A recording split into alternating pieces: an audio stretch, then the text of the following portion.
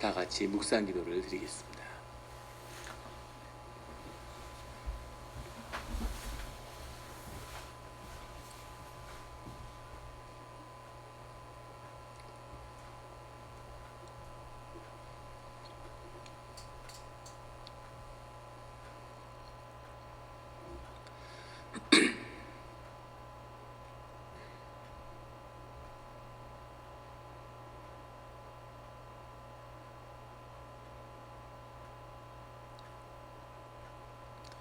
하나님 아버지 감사합니다. 주의 음성을 듣고자 저희가 새벽 제단 앞에 모였습니다. 우리 마음의 기도와 우리 마음의 묵상이 주님께 연락되기를 원합니다. 감사드리며 예수 그리스도의 이름으로 기도드렸습니다. 아멘. 오늘 사무엘서 3장 10절의 말씀은 이렇게 시작합니다. 여호와께서 임하여 서서 전과 같이 사무엘아 사무엘아 부르시는지라. 사무엘이 이르되 말씀하옵소서 주의 종이 듣겠나이다 하니. 여호와께서 임하여 선다는 말씀은 임한다는 것은 그 원어 그대로의 뜻은 오신다는 의미입니다. 주님이 우리와 함께 하실 때, 이 자리에 찾아오실 때를 의미하는 거죠. 쓰셨다는 것은 여호와께서 육신의 형상으로 오셨다는 의미가 아니라 그만큼 생생히 그의 말씀이 전하여졌다라고 하는 것을 표현하는 표현인 거죠. 그래서 마치 사람이 앞에 서서 이야기하는 것처럼 주님이 그렇게 임하여서 사무엘에게 말씀하셨다는 겁니다. 사무엘아 사무엘아 부르시는지라. 이렇게 이름을 부르는 아주 친근한, 그래서 우리가 여기서 볼 수 있는 것은 주님이 인격이시라는 거죠. 인격이고 주님의 형상에 따라 우리가 만들어져서 우리도 인격을 가지고 있는 거죠. 그 인격이 서로 교제하는 그 삶을 나누는 것이 주님이 우리를 만드신 뜻 가운데 있다는 것을 보게 됩니다. 이런 주님을 만나는 우리 모두가 되기를 주의 이름으로 축원합니다. 사무엘이 이르되 말씀하옵소서 주의 종이 듣겠나이다. 이것이 주의 말씀을 듣는 주의 종의, 주의 자녀의 모습이죠. 주님 말씀하십시오. 제가 듣겠습니다. 이 말은 주님이 말씀하시면 그 뜻에 따라 순종하겠습니다 라고 하는 그 고백이 들어있는 겁니다. 새벽마다 주의 앞에 기도할 때 주님에게 간구하고 부르짖는 것도 중요하지만 주의 말씀을 듣는 침묵 가운데 주님 말씀하십시오. 제가 듣겠습니다. 이런 마더 테레사 수녀가 이렇게 기도를 하는데, 새벽에 기도를 하면 워낙 이제 마더 테레사 수녀가 워낙 이제 마지막에 사람들에게 많이 널리 알려져서 심지어 관광객들도 마더 테레사를 한번 보려고 그 수도원 앞에 이렇게 줄을 서서 기다리고 있고 기도하고 나오는 모습을, 마더 테레사가 이렇게 나오면 오늘은 주님께 무슨 기도를 드렸습니까? 라고 물어본다는 거예요. 그러면 마더 테레사가 오늘은 아무 기도를 드리지 못하고 그냥 주님이 말씀하시는 걸 들으려고 침묵으로 있었다고 이렇게 이야기한다는 겁니다. 그러면 주님은 뭐라고 오늘 말씀하셨습니까? 라고 사람들이 물어보면 마더 테레사가 오늘은 주님도 아무 말씀을 안 하셨다고 그렇게 이야기하더라는 거죠. 본인도 아무 말을 하지 않고 주님도 아무 말씀이 없었지만 그래도 같이 있는, 이것이 참된 교제고 주님과 함께하는 삶의 또한 부분임을 믿습니다. 그렇게 주님과 친밀하면 늘 동행하는, 설령 주님이 침묵하실지라도 주님과 함께하는 우리의 기도의 자리가 되기를 주의 이름으로 축원합니다. 11절에 여호와께서 사무엘에게 이르시되 보라 내가 이스라엘 중에 한 일을 행하리니 그것을 듣는 자마다 두 귀가 울리리라. 한 일이라고 하는 것은 주님이 이미 말씀하셨던 엘리의 집안을 치겠다고 하시는 주님의 말씀이죠. 내가 엘리의 집에 대해 말한 것을 처음부터 끝까지 그날에 그에게 다 이루리라. 그날이 언제인지는 그리고 정확히 알 수 없지만 실제 시기적으로는 십수년이 지난 뒤지요. 하지만 주님의 뜻 가운데선 이미 결정이 된 겁니다. 하늘에서는 이루어진 거죠. 아직 땅에서 이루어지지 않았을 뿐, 근데 주님이 말씀하셨기 때문에 그것은 반드시 이루어진다는 겁니다. 두 귀가 울리리라 라는 표현은 아주 사건이 충격적인 것을 읽을 때 하는 말씀이죠. 성경 가운데 역대왕 하나 예레미야에 보면 예루살렘이 함락되고 성전이 파괴될 때 이 표현이 나옵니다. 두 귀가 울리리라. 그러니까 이것이 얼마나 충격적인 일인지, 주님의 기름 부음을 받은 주님이 세운 대제사장과 주님을 섬기는 일 가운데 부름을 받은 그 엘리의 집안이 끊어지고 주님의 저주를 받는다는 것, 이것이 예루살렘 성전이 무너진 것만큼 충격적인 이야기라는 거죠. 주님이 축복하시고 선물을 주고 구속하고 그 은혜를 더하기 위해서 부르심을 받았는데 그 예배 자리에서 주님께 범죄함으로 주님에게 저주를 받는 이런 일, 정말 두 귀가 울릴 만한 충격적인 일인 거죠. 주님의 이름으로 주님 앞에 나왔을 때는 정말 조심하고 경외하는 마음으로 서야 하는 것을 보여주는 겁니다. 그 뒤에 사울과 다윗도 마찬가지죠. 사울과 다윗을 비교하면 사울은 성인 군자 같은 사람이죠. 죄가 없습니다, 거의. 그런데 사울이 범한 두 가지 죄는 주님이 지적한 다 예배와 관련된, 제사와 관련된 것이었어요. 그런데 다윗은 심지어 살인 교사까지 하고 온갖 나쁜 행동들을 많이 했죠. 하지만 다윗은 용서받았고 사울은 용서받지 못했다는 겁니다. 그래서 예배자의 자리, 기도하는 자의 선자리, 주님을 섬기는 자의 자들은 경외하고 조심해야 됩니다. 내가 알지 못하는 작은 죄가 주님의 큰 노여움을 살 수 있다는 것을 보여주고 있는 거죠. 늘 주님 앞에 경외하는 마음으로, 주님 앞에 예배 자리에서는 주님께 범죄하지 않는 그런 우리 모두가 되기를 주의 이름으로 축원합니다. 13절에 내가 그의 집을 영원토록 심판하겠다고 그에게 말한 것은 그가 하는 죄악 때문이니 이는 그가 자기의 아들들이 저주를 자청하되 금하지 아니하였습니다. 그 저주의 내용이 무엇이었는지, 왜 저주를 받았냐면 아들들이 저주를 자청하되 스스로를 타락시켰다, 이런 말입니다. 그냥 환경에 젖어서 그때 문화 때문에 알지 못해서 타락한 것이 아니라 스스로 알면서도 기꺼이 타락을 하는, 스스로를 부패시키는 그런 일들을 했다는 거죠. 자식들이 그런 일을 한 것도 나쁜 일이지만 제사장으로서 대제사장이었고 아버지였던 엘리가 그것을 막지 않은 것은 그것이 이제 돌이킬 수 없는 큰 죄였다라고 주님이 말씀하고 계십니다. 14절에 그러므로 내가 엘리의 집에 대하여 맹세하기를 엘리 집의 죄악은 제물로나 예물로나 영원히 속죄함을 받지 못하리라 하였노라. 이것은 회개로 풀 수 있는 문제가 아니다라고 주님이 말씀하시는 거죠. 제물이라는 것은 제바흐라는 말인데 피를 흘리는 속죄 제물을 이야기하는 겁니다. 예물은 민하라는 말인데 곡식으로 드리는 그런 제사 때 쓰는 것을 의미하는 거죠. 제물로도 예물로도 어떠한 것으로도 속죄함을 받을 수 없다, 이렇게 주님이 선포하신 거죠. 15절에 사무엘이 아침까지 누웠다가 여호와의 집에 문을 열었으나라고 했는데 원문은 복수입니다. 문들을 열었다고 돼 있어요.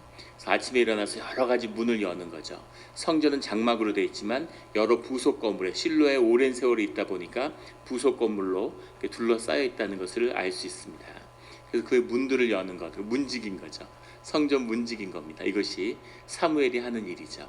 사무엘이 일어나서 문들을 다 열고 아침에 문을 여는 것이 사무엘의 일과인 거죠. 그렇게 문을 열고 있는데 엘리가 사무엘을 불러 이르되 내 아들 사무엘아. 사무엘을 부를 때 내 아들이라고 부르는 것은 엘리도 사무엘이 그 3살 때 아기로 이렇게 왔는데 또 그 엘리가 그의 탄생 과정부터 한나를 아니까 아마 자식까지 예뻐하고 또 사무엘이 아주 사랑스럽고 그 얼마나 귀여웠겠어요. 그렇게 성전에서 같이 먹고 자고 같이 사는데 그래서 자식같이 그렇게 귀하게 여기고 키웠겠죠. 내 아들 사무엘아 하니 그가 대답하되 내가 여기 있나이다 하니 17절에 이르되 내가 내게 무엇을 말씀하셨느냐 청하노니 내게 숨기지 말라. 내게 말씀하신 모든 것을 하나라도 숨기면 하나님이 내게 벌을 내리시고 또 내리시기를 원하노라 하는지라. 뒤에 나오는 사실은 복을 내리시고 또 내리시기를 원하노라 하는 표현이 그 제사 때 쓰는 대제사장에 선포하는 말이라고 그래요. 그런데 이제 그 말이 이렇게 일상적으로 저주를 벌을 내리시고 또 내리시기를 원하노라, 제사장의 권위로 하는 이야기죠. 예배 때 선포되는 축도지만 목사들이 어디 가도 축복 기도를 드리는 것처럼 그렇게 표현이 자연스럽게 묻어 있는 겁니다. 그런데 그런 제사에 기대는 표현같이 선포처럼 이렇게 엄하게 하나님께 벌을 한마디도 바꾸지 말고 그대로 하나님이 하신 말씀을 전해달라고 이야기하는 거죠. 이것은 엘리도 하나님의 말씀이 들린 적이 있었고 또 하나님의 말씀에 대해서 아는 사람이라는 것을 보여주고 있는 겁니다. 18절에 사무엘이 그것을 그에게 자세히 말하고 조금도 숨기지 아니하니 사무엘이 꺼리는 마음이 있었을 겁니다. 하나님의 음성이 들렸는데 그 음성을 그대로 이야기에는 인간적으로 미안한 마음이 있을 수도 있고 아버지처럼 잘해주고 있는데 두려움이 있을 수도 있었겠죠. 괜히 이런 얘기를 하나님의 마음이라고 말씀이라고 전했다가 미움을 받으면 어떡하나 이럴 수도 있고 또 그 내용 자체가 워낙 충격적이고 두 귀가 울리는 이야기인데 그 이야기를 당사자인 엘리에게 전한다는 것이 쉬운 일은 아니었겠죠. 주님은 왜 사무엘에게 이런 이야기를 전하라고 했을까? 아직 좀 자랐겠지만 아직도 애일 텐데 그 애가 감당할 수 있는 말씀이었을까 하는 겁니다. 이게 중요한 도전이 되는 거죠. 그런데 사무엘이 여기서 그것을 있는 대로 자세히 말하고 조금도 숨기지 아니하니 그가 이르되 이는 여호와시니 선하신 대로 하실 것이라. 엘리가 그 말씀을 그대로 받아서 주님께서 선하신 뜻대로 주님의 뜻대로 이루실 것이라고 받아들입니다. 주님의 뜻을 주님의 뜻대로 이루어 주십시오라고 하는 선포죠. 이것이 그나마 하나님의 행하시는 그 벌 가운데 자비를 구하는 그런 마음이었겠죠. 그런데 안타까운 것은 엘리가 보여줘야 했던 모습은 뒤에 다윗이 보여주는 모습처럼 사실은 머리를 밀다가 옷을 찢고 잿가루를 뒤집어 쓰고 금식하며 회개해야 되는 거죠. 그것이 주님의 뜻을 돌이킬 수 있을지 없을지는 주님이 하시는 겁니다. 하지만 그런 자세로 주님 앞에 나가야 되는 거죠. 그런데 이미 엘리는 나이가 너무 많고 자식들을 제어할 수 있는 그런 영적 권위를 완전히 상실했기 때문에 자포자기 상태가 아니었나 이런 체념하는 이런 상태가 아니었을까 싶어요. 주님을 아는 사람인데 주님 앞에 나아가서 회개의 길로 가야 되겠죠. 주님이 아마 십수년을 허락하신 이유도 그것을 기다리는 마음이 있으셨을 거라고 믿습니다. 하나님이 용서를 하고 안 하는 건 하나님이 하시는 일이지만 모든 것을 끝까지 주님께 용서를 구하는 그런 우리 모두가 되기를 예수 그리스도 이름으로 축원합니다. 그래야 되는 거죠. 20절에 단에서부터 부엘세바까지 온 이스라엘 사무엘은 여호와의 선지자로 세우심을 입은지를 알았더라. 사람들이 영물이기 때문에 영으로 세움받은 것을 아는 겁니다. 영은 통하기 때문에 그 영적인 권위를 느끼는 거죠. 21절에 여호와께서 실로에 다시 나타나시되 여호와께서 실로에서 여호와의 말씀으로 사무엘에게 자기를 나타내시니라. 여호와가 주님의 말씀으로 사무엘을 통해서 주님의 임재를 나타내셨다는 거죠. 19절에는 여호와께서 그와 함께 계셔서 그의 말이 하나도 땅에 떨어지지 않게 하시니 주님의 말씀이 사무엘에게 임했는데 그걸 모든 것 사무엘의 입술을 통해서 나간 말은 주님이 모두 이루시기 때문에 하나님의 말씀이 땅에 떨어지는 일이 하나도 없었다는 거죠. 말씀이 선포됐는데 이루어지지 않는 일이 없었다는 겁니다. 이것이 주님이 함께하는 임재의 비밀이죠. 예전에 같이 중보기도 모임을 교회에서 하는데 매일 수십 가지 기도를 했어요. 그걸 다 적어가지고 노트를 가지고 기도를 하는데 나중에 3년이 지나서 보니까 책이 두꺼운 노트가 한 권인 겁니다. 제목만. 그래서 교회를 떠나면서 앉아서 이렇게 무슨 기도를 했던가 하고 기억도 없죠. 그걸 첫 페이지부터 이렇게 넘기는데 굉장한 감동을 받았습니다.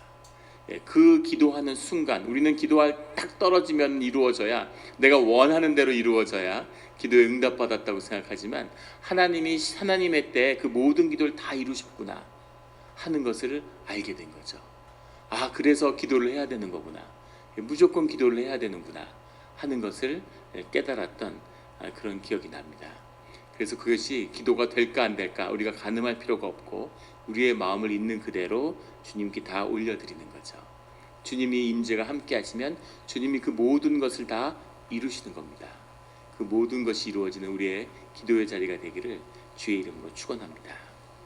또 하나 중요한 것은 왜 사무엘에게 이런 선지자로서의 길이 열리며 그의 말이 떨어지지 않고 여호와의 선지자로 세우심을 받았을까? 사실 사무엘은 굉장히 큰 숙제를 받은 거죠. 사무엘이 엘리야가 대제사장이고 엘리의 권위 아래 있고 거기서 문지기로서 문을 열고 닫는 사무엘이 하나님의 말씀을 들었다는 것도 쉬운 일이 아닐 겁니다. 이 일 자체도 아마 감추고 싶었을 거예요. 그런데 그 들은 말씀을 엘리한테 가서 얘기한다는 것도 어려운 일이죠. 근데 그 전해야 되는 말이 엘리의 집안이 모두 끊어지고 한날 한시에 죽을 거라고 하는 저주의 이야기를 전한다는 건 더 어려운 일이었을 겁니다. 이것은 사실은 사무엘이 감당할 수 없는 도전이죠. 그런데 사무엘이 이 일을 그대로 했다는 겁니다. 있는 그대로 조금도 바꾸지 않고 그대로 전했다고 하는 거죠. 이것이 주님의 말씀을 받는 자의 모습인 거죠. 인간적으로 고려를 하거나 이런저런 걸 배려하거나 그러지 않고 있는 그대로 이야기를 하는 겁니다. 그래야 하나님의 뜻이 나타날 수 있는 거죠. 이 일을, 이 큰 도전을 감당할 수 있고 이것을 감당할 수 있는 건 무슨 기가 세고 무슨 도량이 갖춰져서가 아니라 사무엘이 순전하고 주님께 복종하는 자이기 때문에 어린아이와 같은 자이기 때문에 가능한 거죠. 생각을 하면 절대로 실패하고 이 일들을 그대로 이룰 수 없었을 겁니다. 아무 생각을 안 하고 그냥 주님의 말씀에 순종해서 있는 그대로 하는 거죠. 주님은 그런 자를 원하시고 그런 자를 주님의 말씀을 통해 쓰신다는 겁니다. 그래서 좌고우면하면 안 되고 이런저런 걸 배려하면 안 되고 말씀은 말씀대로 선포돼야 되는 거죠. 그래서 그 말씀을 이루시는 분은 주님이신 겁니다. 아멘으로 받으시지만 사실 이건 굉장히 어려운 거죠. 이 말씀을 그대로 선포하는 건 쉬운 일이 아닙니다. 예전에 신학교에서 이렇게 목사님들이 같이 교제를 하는데 그때 그 당시에 전도사님이 계셨는데 실연을 하셨어요. 실연을 했는데 저하고는 친하게 지냈는데 형제처럼 이렇게 같이 선교지에서 만나서 같이 와서 이제 신학 공부도 하고 이렇게 하려고 했는데 자매가 교회에서 딴 청년을 만나서 결혼을 해버린 겁니다. 그래서 굉장한 정신적인 충격을 받고 한 6개월을 폐인같이 지냈는데 완전히 폐인이 됐어요. 그런데 한 목사님이 영이 충만한 그런 전도사님이 또 공부하러 신학교 오셨는데 처음 모여서 같이 식사를 하는데 밥을 먹다가 갑자기 숟가락을 내려놓더니 하도 인상을 쓰니까 밥을 못 먹겠네 이러면서 그러지 말라 그러면서 하나님의 말씀을 선포하는 거죠. 그러면서 너는 사실은 그 자매를 사랑한 게 아니다 라고 얘기를 하는 겁니다. 너는 누구도 사랑하지 못하는 그런 사람이다. 너는 너 자신을 사랑하고 그것 때문에 아파서 스스로 우는 건데 그걸 이제 하나님이 가장 싫어하는 거라는 거죠. 제가 옆에서 굉장히 충격을 받았는데 저는 옆에서 여러 달, 1년 가까이 봐왔기 때문에 그 모든 걸 알지만 그런 말을 못하죠. 왜냐면 얼마나 아파하는지를 알고 얼마나 힘들어하는지 아니까 그런 얘기를 해주고 싶어도 못하는 겁니다. 근데 처음 봤는데 그런 얘기를 해버리는 거예요. 그냥 하나님이 주신 마음이 있는 거죠. 뭘 안다고 그런 얘기를 하겠어요. 그래서 처음에 저런 소리를 어떻게 하나 이러고 굉장한 상처를 받지 않았을까 했는데 놀랍게도 그 말씀을 통해서 회복이 된 겁니다. 깨어나고 회복이 되어서 그 완전히 주저앉았던 삶의 자리에서 일어나더라고요. 그걸 보면서 이것이 주님의 말씀인 거구나. 주님의 말씀을 있는 그대로 선포해야 하는 뜻이 이거구나 라는 걸 인간적으로 이렇게 저렇게 생각하고 배려하고 하는 것이 아니라 말씀은 말씀대로 그것이 벌과 저주에 관한 것일지라도 그대로 나가야 되는 거죠. 이것이 사무엘이 하나님께 쓰임을 받고 이스라엘을 구원하는 길로 이끄는 영적 지도자가 되는 비밀이었음을 보게 됩니다. 주님의 말씀을 듣고 경험에 묶이지 않으며 오직 주님께 충성하는 두려움으로 주님 앞에 나아가는 우리 모두가 되기를 주의 이름으로 축원합니다. 우리 광고가 하나 있는데 저희 아버지가 이제 중환자실에서 한 열흘 한 12일 정도 입원해 계셨는데 이제 의식이 이제 없어지신 지가 돼서 이제 산소호흡기로 연명이 되고 있는 거죠.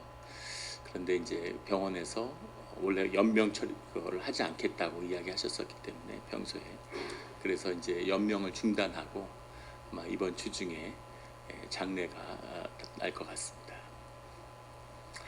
그래서 이제 그 중환자리 있었고 가족들도 면회가 안 됐는데 이제 그걸 오픈해서 가족이나 친지들이 와서 마지막 임종을 하고, 그리고 아마 주중에 뭐 금요일이나 토요일이나 이때쯤 산소호흡기를 제거하면 바로 장례 절차로 들어가지 않을까, 이제 그런 상황이 됐습니다. 그래서 기도를 하는 가운데 참 감사한 일들이 많더라고요. 또 마지막에 이렇게 와서 손주들 아주 극진히 사랑하셨는데 손주들하고 마지막 석 달을 보내고 또 너무 건강하셨어요. 여기서는 좀 믿어지지 않을 정도인데, 또 아버지의 역시 성격이구나. 끝까지 누구한테 폐를 안 끼치고 한 명도 고생한 사람 없이 일반 병실에 계셨으면 다들 좀 고생도 하고 그랬을 텐데 다들 아쉬워하죠. 하지만 저 성격대로 아버지를 인도하셨구나. 정말 감사한 것은 세례를 받고 주님을 영접하고 그렇게 편안한 마음으로 가실 수 있었다는 것이, 인생이 정말 짧구나. 8, 90년, 뭐 7, 80년 사는 인생에 정말 아무것도 손에 들 것이 없고 아무것도 가져갈 것이 없는 짧은 인생이구나. 그래서 우리 삶의 의미는 죽음을 마주할 때만이, 죽음을 맞이할 때만이 그 의미와 가치를 깨달아 알게 되는 거구나 하는 것을 새삼 뼈저리게 느꼈습니다. 저 은혜구나. 주님이 계셔서 정말 감사하구나. 그런 생각이 들었어요. 늘 이런 주님이 우리의 아버지가 되시니 우리 가운데 부러울 것이 무엇이며 두려울 것이 뭐가 있겠습니까? 그런 주님을 높이고 찬양하는, 그래서 계속 기도 부탁드리고, 제가 이제 장례에 가지 못하는 것이 안타깝지만 또 주님의 뜻 가운데 있는 줄 믿습니다. 모든 과정 가운데 주님이 함께 하셔서 아름다운 그런 환송이, 천국 환송이 되기를 위해서 계속 기도 부탁드립니다. 기도드리겠습니다.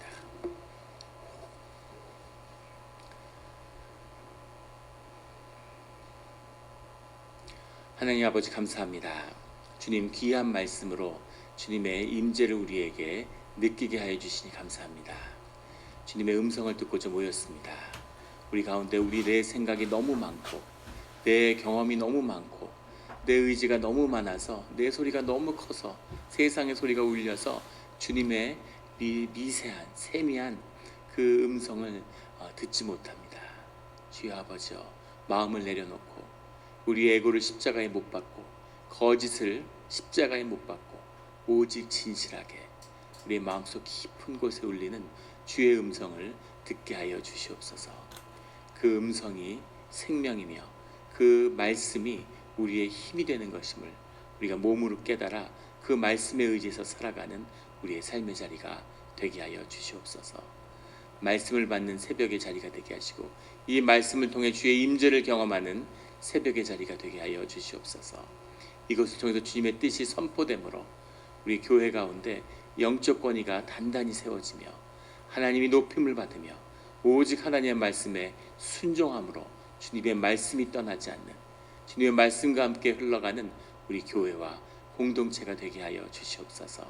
그런 아름다운 교회, 오직 주님만이 보이는 그런 교회, 모든 인간의 더러움이 깨끗이 씻겨지며 맑히게 하시는 주님의 은혜와 긍휼을 경험하는 우리 영락교회 되게 하여 주시옵소서. 오늘 이 새벽 기도 자리를 특별히 축복하신 주님의 은혜에 감사를 드립니다. 감사드리며 예수 그리스도의 이름으로 기도드렸습니다.